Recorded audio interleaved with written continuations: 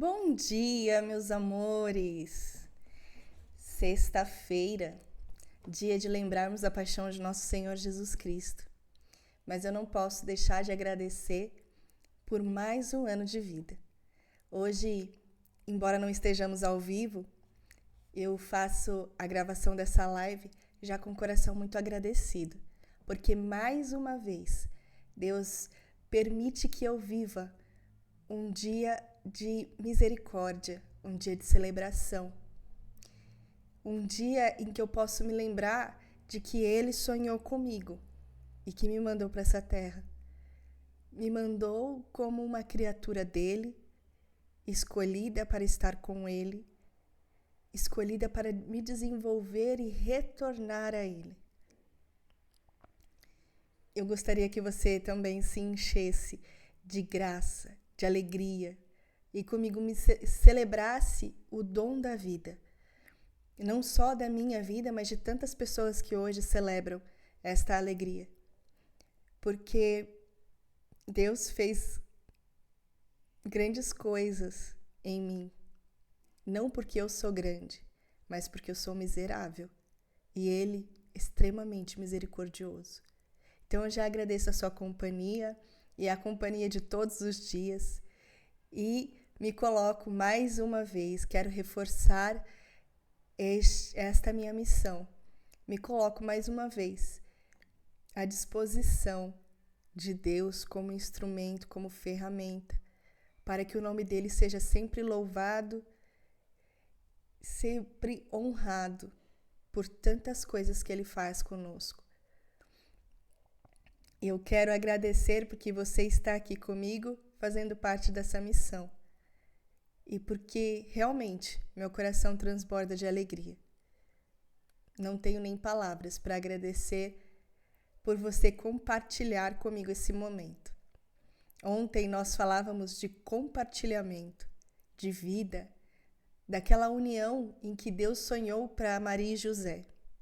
Hoje eu quero também compartilhar com você esse momento e agradecer pelo compartilhamento de tantos momentos que temos vivido aqui nessa minha missão de semear um pouquinho da palavra de Deus. Peço que hoje, além de...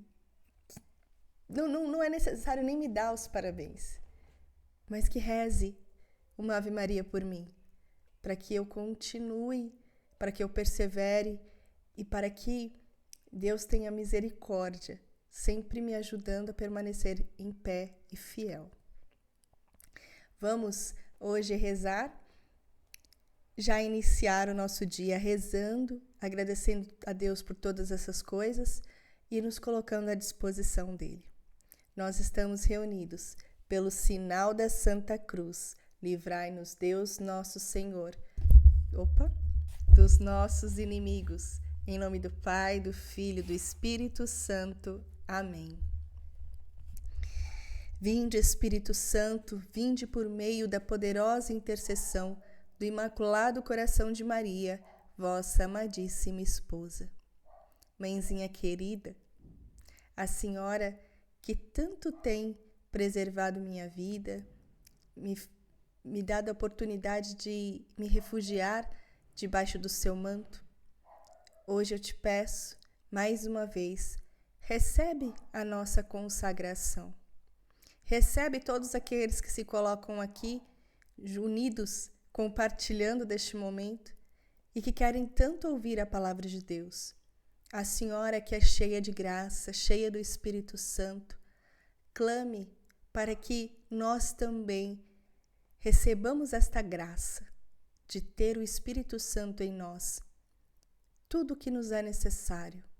Manda, mãezinha, manda sobre nós esses dons, transborda em cima de nós esta unção, porque precisamos tanto dela, mãe. Nos ajuda. Ajuda também todos aqueles que estão sofrendo, que estão precisando de um acolhimento, de força por motivos de saúde. A senhora que é a enfermeira, do médico dos médicos, toma conta de nós, mãe. Nós te pedimos.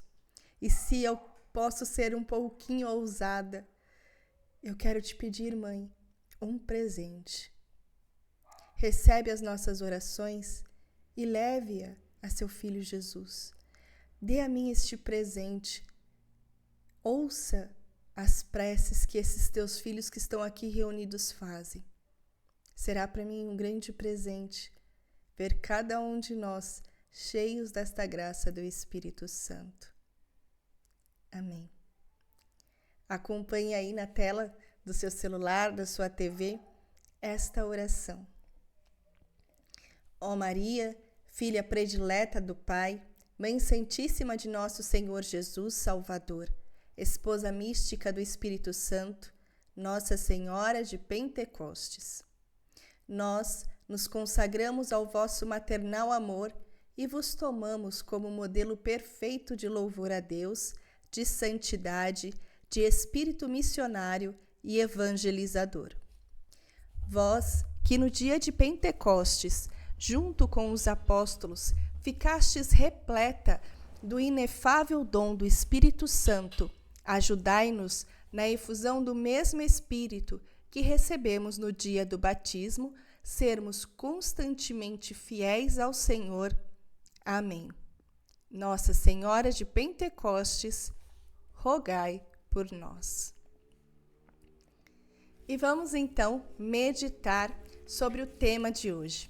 O tema de hoje é algo bastante falado na época do Natal, mas nós devemos ver com uma perspectiva diferente. E não será assim uma meditação muito comprida, né? Muito longa, mas eu quero colocar-me nessa posição de instrumento para abrir os olhos, os nossos olhos, sobre o tema principal dessa meditação. Aqui, no livro que nós estamos utilizando, que é o livro do Padre Gabriel Amorth, o Evangelho de Maria, o 10º dia, nos diz: Belém, a casa do plano. Por que nós devemos meditar sobre uma cidade? Sobre a cidade em que Jesus nasceu. Você consegue ver qual é a importância de nós meditarmos sobre este lugar? Primeiro, a gente precisa entender que quando Deus sonha conosco, Ele sonha nos mínimos detalhes. Eu vejo uma mãe grávida, ela fica sonhando como vai ser o rosto da sua criança. Ela prepara o quarto, as roupinhas, logo antes, um pouco antes de nascer, né? A mãe e até as avós ajudam, fazem aquela lavagem das roupas, põem no sol, né, para deixar tudo branquinho, passa bem bonitinho, guarda no guarda-roupa, prepara a caminha, já monta o bercinho, coloca uma roupa de cama nova. Tem toda aquela preparação da decoração, cada detalhe. Em que a gente coloca um quadro, se ele fica um pouquinho torto, a gente vai lá e arruma. Pois é, Deus também tem esses detalhes, essa preocupação com os detalhes, quando Ele sonha conosco. E isso é mais que interessante. Isso é uma grande prova de amor. E é claro que não seria diferente quando Ele pensou sobre... Quando ele pensa... até a conjugação do verbo é difícil, né? Não seria diferente ao pensar no nascimento do seu filho. Ele pensou, escolheu a mulher que conceberia, escolheu o pai que o nutriria e o educaria nesta terra, escolheu as circunstâncias do nascimento, o tempo cronológico e, acima de tudo, como Deus não erra e não mente, Ele cuidou para que todas as profecias fossem cumpridas. E no Evangelho de São Lucas, no capítulo 2, versículo 1, lá onde nós temos, logo no início, né, São Lucas, ele é muito detalhista, e ali ele já começa a narrar como foi o nascimento de Jesus logo no início. Antes, no capítulo 1, ele fala da Anunciação, e nos diz, né, a tradição da igreja, que São Lucas foi o discípulo que esteve com Nossa Senhora e colheu dela exatamente os detalhes de como as coisas aconteceram. Porque, veja bem, Lucas não viveu com Jesus. Às vezes a gente não para pensar, né? Nem todos os evangelistas conviveram com Jesus. Lucas não viveu com Jesus. Mas ele viveu com a mãe de Jesus. E justamente dela, ele colheu esses detalhes. Como ele poderia saber os detalhes se não fosse ouvindo de alguém que de verdade viveu, que viu tudo isso? E pela narrativa, a gente consegue descobrir que só pode ter sido a visão de Nossa Senhora a narrar todos aqueles detalhes. E São Lucas, então, no capítulo 2, versículo 1, nos diz: naqueles tempos, apareceu um decreto de César Augusto, ordenando o recenseamento de toda a terra. Eu acho bastante interessante, porque neste momento eu estou lendo 2 livros, né? E não é coincidência, sempre a providência. Neste momento, eu estou lendo um livro chamado Otávio.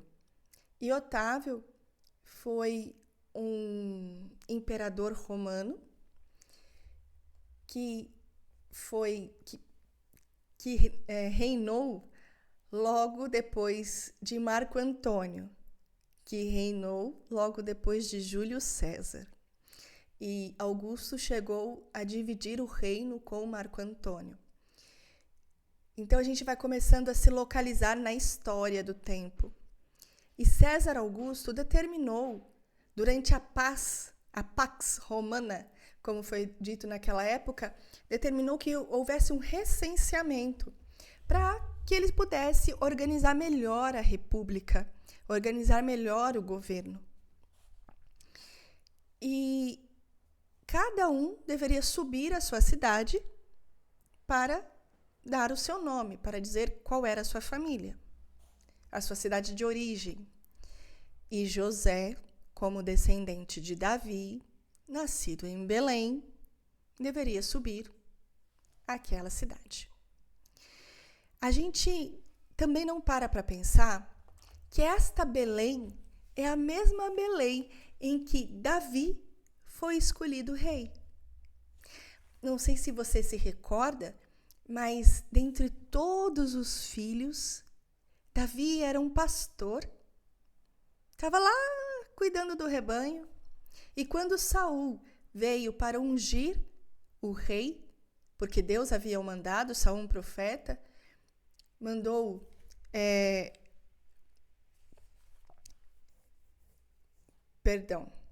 foi Samuel que ungiu Davi e Saul era o rei. Então, quando Samuel, profeta, foi ungir Davi,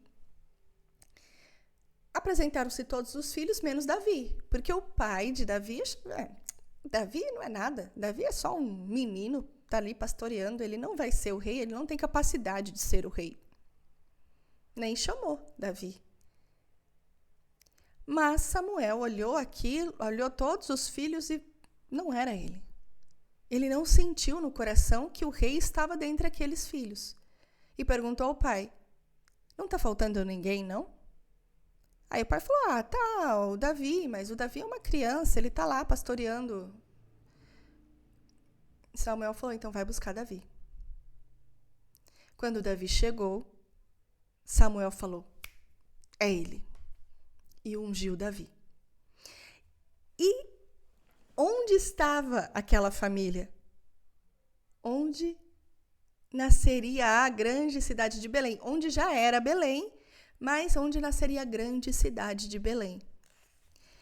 Que era a cidade em que a linhagem de Davi se desenvolveu, até chegar em José, como nós falamos ontem. E o que significa Belém? A casa do pão. Engraçado, né? Casa do pão. Isso aqui não te traz alguma lembrança? Os nossos doutrinadores, né, os dogmáticos da igreja, os grandes padres, nos dizem que já é um rastro que Deus deixa para nós, para predizer a Eucaristia, que nasce o pão da vida ali em Belém, na casa do pão. Houve tantas profecias, e de ti, Belém, nascerá o Salvador. Tantas profecias e Deus não deixa de cumprir nenhuma delas. Ele vai usando todas as circunstâncias, ainda que más ou sem relevância, para que as profecias, para que a vontade, para que o desejo dele se concretize. Então, aproveitando-se do recenseamento e de que José era da casa de Davi, e a casa de Davi era em Belém, e de Belém havia a profecia do nascimento do Messias, os dias de Nossa Senhora se cumpriram quando eles estavam subindo para Belém no recenseamento, quando tinham já chegado lá. Belém fica a 7 quilômetros de Jerusalém. É muito próximo, é menos do que Nazaré, Perdões, centro a centro, né? E é muito interessante entender que Nossa Senhora percorreu esse caminho sem que fosse necessário. Seria muito mais fácil José subir até Belém, cumprir a sua obrigação do recenseamento e retornar. Seria muito mais rápido, sem muitos percalços no caminho. Mas ele preferiu não se afastar de Nossa Senhora. Ele a levou consigo. Os historiadores dizem que pode ter vários motivos. O primeiro é que José não queria se afastar, deixar Nossa Senhora sozinha, até porque ele era o protetor dela. Ou porque ele gostaria de inscrevê-la como sua mulher, membro de sua família, na linha de Davi. Seja qual for o motivo, foi assim que aconteceu. Só que eles chegaram lá, você sabe, não tinha lugar para eles. Por alguns motivos, uma mulher que fosse dar à luz, ela sangraria. E os judeus acreditam que sangue deixa um ambiente impuro. Como a maioria das casas tinha um cômodo apenas e todos dormiam juntos, era impossível ter uma mulher que tivesse dando à luz naquele local.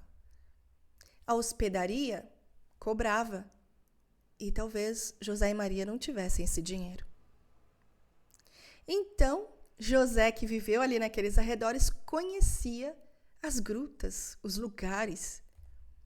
E dizem até que o lugar em que Jesus nasceu era uma gruta que José costumava ir para rezar. Então, ali Jesus nasceu. Pobre, pequeno, frágil, nos braços de sua mãe, que nunca foi tocada pelo pecado. Por isso, não sofreu as dores do parto. A gente fica imaginando a alegria da Mãe de Deus ao ter o seu filho nos braços. Quem é pai, quem é mãe, consegue entender um pouco dessa sensação, desse desejo de proteger. E com certeza, Nossa Senhora, que carregava a luz em seu ventre, que era cheia do Espírito Santo, quando Jesus nasceu, ela permaneceu luminosa. Porque ela continuava transbordando o Espírito Santo. E ali, ela estava elevada ao grau máximo que ela poderia. Executando a vontade de Deus, era a Mãe de Deus. Mesmo que ela não tenha deixado de ser humilde em nenhum momento, de reconhecer-se criatura e serva de Deus, ela é, a proclamada bem-aventurada, Mãe de Deus. Não tem cristão que possa negar isso. Exceto aqueles hereges que acreditam que Jesus é homem e Deus separadamente. Isso não existe. Jesus é 100% homem e 100% Deus, de uma maneira única.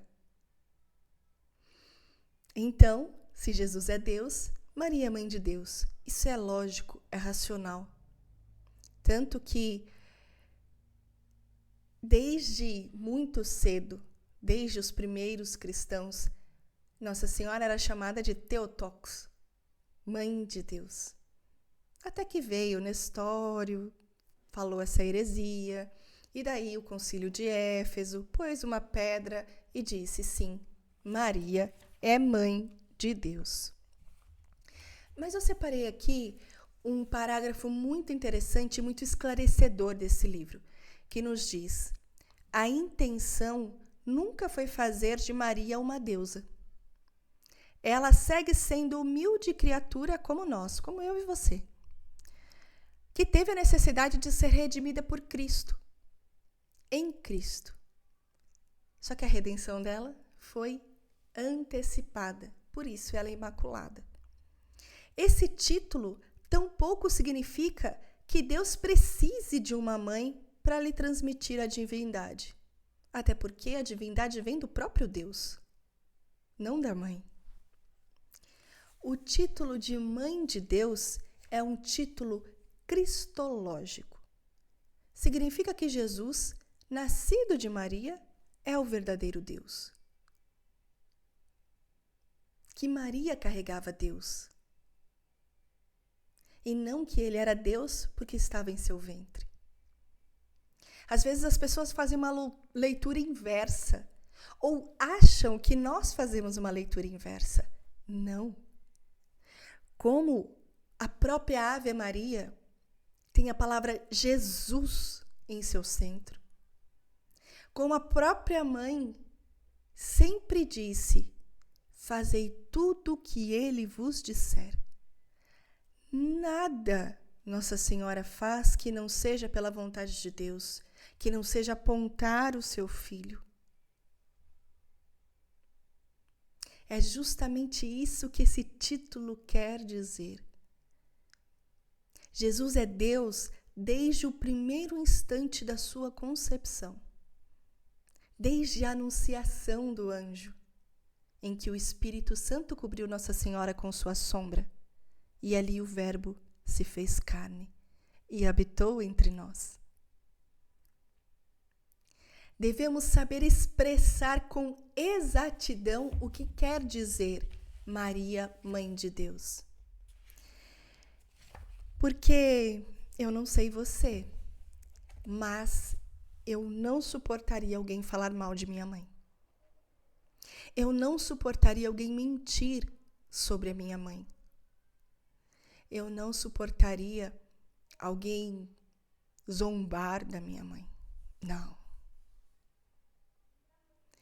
O próprio Papa João Paulo II, aliás, Bento XVI, disse: se você ver alguém ferindo, blasfemando ou falando mal da igreja, defenda. Se você não souber defender com palavras, reze, mas não fique sem fazer nada. Porque a igreja é sua mãe.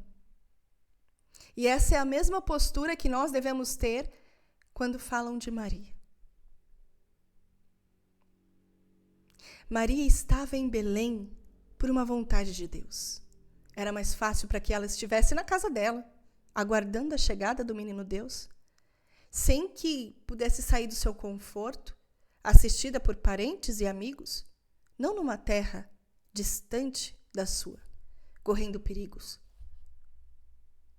Não. A única coisa que ela se preocupou foi fazer a vontade de Deus, sem se importar com ela. Como alguém pode ser capaz de falar mal de uma criatura como Maria? Não permita. E mais do que não permitir, aprenda. Maria fazia o silêncio, colocava tudo nas mãos de Deus. Nós não devemos brigar. Nós devemos defender. Ninguém vai iniciar um debate, um ataque.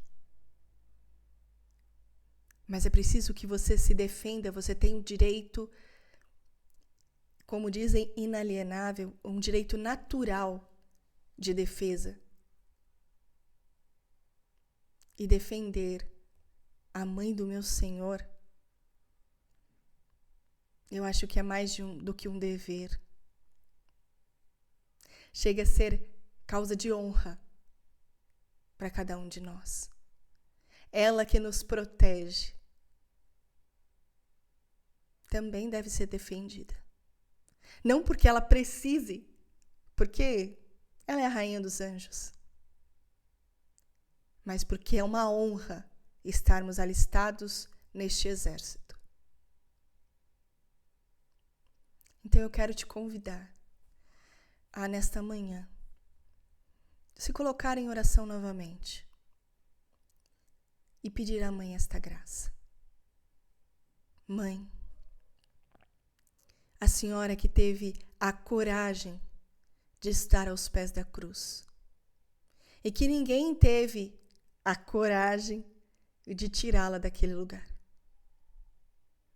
A senhora que foi sempre silenciosa e guardou tudo em seu coração, mas jamais fugiu das suas obrigações. Jamais fugiu de corrigir e de fazer o certo. A senhora que tantas vezes tem aparecido no meio de nós para nos orientar, puxar a orelha, nos pedir conversão e penitência. Nós pedimos neste momento, Mãe, que rogue a Deus nos mandar o Espírito Santo, a senhora que é a mãe de Pentecostes, a rainha de Pentecostes. Rogue a Deus que nos mande o Espírito Santo para termos fortaleza e coragem de defendê-la sempre que necessário. De não permitir que sejam relativizados nenhum dos princípios de pureza e santidade a que a senhora tem. Em Apocalipse, os anjos te levaram ao deserto para fugir da serpente e lá te defenderam. Mãe, permita que nós sejamos também como esses anjos e te defendamos. Isso para nós é honra, é mais do que dever, é motivo de alegria. Não somos dignos de absolutamente nada, mas te pedimos essa graça. Leve a teu filho Jesus, para que a gente consiga se alistar nesse exército de anjos a te defender. Que a casa de Belém, a gruta, seja também para nós morada, para estarmos juntos contigo, Mãe. Nos dá essa graça. Nós te pedimos tudo isso e pedimos também que mande os santos anjos ao nosso redor, para que com eles aprendamos a batalhar, a lutar. Amém. Acompanhem comigo a oração que a própria Nossa Senhora desceu à terra para dar ao Padre Luiz Sestak, para termos mais uma ferramenta, mais uma arma de defesa dos inimigos, defesa contra os inimigos. Acompanhem. Augusta Rainha dos céus e Senhora dos anjos, vós que recebestes de Deus o poder e a missão de esmagar a cabeça de Satanás, humildemente vos rogamos que envieis as legiões celestes para que as vossas ordens persigam e combatam os demônios por toda parte, refreando a sua audácia e precipitando-os no abismo. Quem como Deus? Ninguém. Ó bondosa e carinhosa Mãe, vós sereis sempre o nosso amor e a nossa esperança. Ó Divina Mãe, enviai os santos anjos em nossa defesa, afastando para longe de nós o cruel inimigo. São Miguel Arcanjo, com todos os anjos de nossa guarda, combatei e rogai por nós. Amém. E foi tudo isso, meus amores. Louvo a Deus mais uma vez por sua companhia. E espero você amanhã, ao vivo, às 8 horas da manhã, para meditarmos mais um pouquinho sobre a grandiosidade da Senhora de Nazaré, da Rainha de Pentecostes, da augusta Rainha dos Céus e Senhora dos Anjos. Que o seu dia seja maravilhoso. Eu aguardo vocês amanhã. Nós estamos reunidos e permaneceremos unidos no amor de Deus, que é Pai, Filho e Espírito Santo. Amém. Beijo, meus amores. Até amanhã, se Deus quiser.